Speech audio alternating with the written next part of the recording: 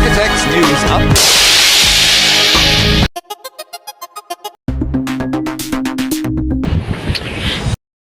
Good day. This is to inform you we have formally filed a complaint about illegal termination against you before the Office of National Labor Relations Commission. Attached is a copy of the notice of conference formally received by Senadesk officer.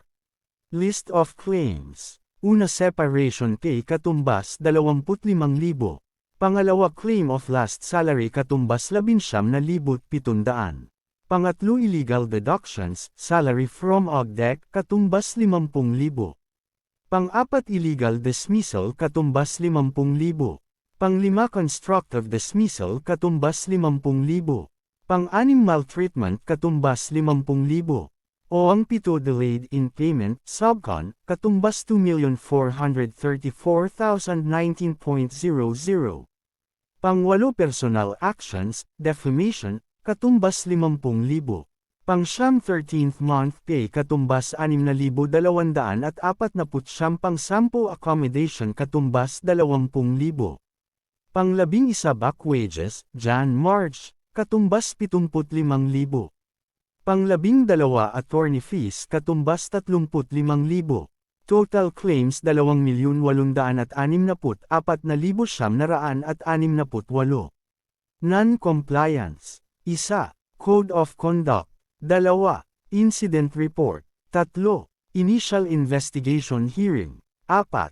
Admin Hearing. 5. Notice to Explain. 6. Termination Letter, 30 days notice. 7. Termination Letter, 30 days after submission to DOL or NLRC, none.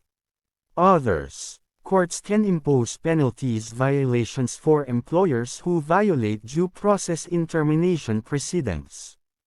Companies can face fines of 30,000 for not following protocol when terminating employees for just cause, or 50,000 for violating proceedings authorized cause. Ang inyong natutunghayan at napapakinggan ay gagamitin lamang sa legal na partisipasyon at hindi pwede gamitin sa ano pa mang paninirang puri ng isang kumpanya. Ito ay listahan ng mga halaga na pwede lamang gamitin sa korte at hindi pwedeng gamitin sa ibang paraan na makakapanira ng pagkatao at paninirang puri. Isa itong katibayan na pwede lamang gamitin sa legal na paraan ng dalawang panig na sila Architect Jandermat Ios at Regino Valencia. Nagrereklamo or complainant, Architect Jandermat Ios.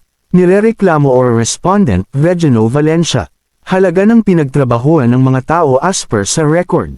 Halaga ng pinagtrabahuan, 6,259,434.88. Halaga ng natitirang hindi pa nasisingil sa pinagtrabahuan, 2,434,019.00. Halaga ng nabayaran at may katibayan ang kumpanya ng nirereklamo, 3,825,415.88. Lahat ng halaga ay may katibayan at meron notaryadong dokumento na makapagsasabi na ang katibayan ay legal na dokumento at hindi gawa-gawa lamang. Ang mga saksi at makapagtitibay ng salaysay ay ang mga taong nasa listahan. Louis Buenaventura, Albert Sevilla, Erwin Quindoza, Carlo Ignacio, Willie Joel Lito,